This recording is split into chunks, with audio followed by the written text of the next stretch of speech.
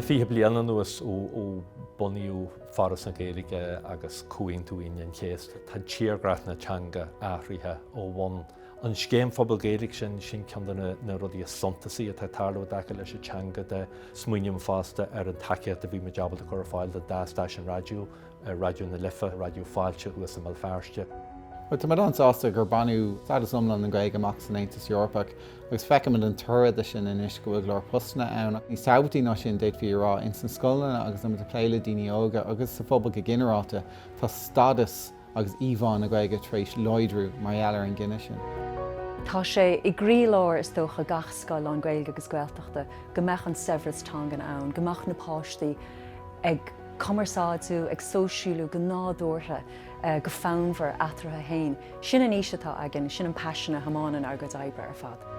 An spirit a bhaineann leis an drama óg tá sé do chreite, agus bheith bheachan dóchas agam bhí Gaeilge marall go in an daoine óga a léirú spéise an.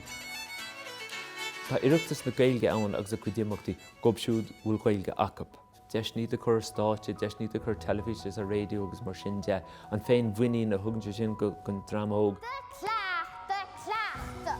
An rud is mó go spéise gomsa ann ná deisinaí a chur fáil do dhaoine óga tíomhach agus neamhsblach omláin ón mhúntar scoile agus an scoil hain.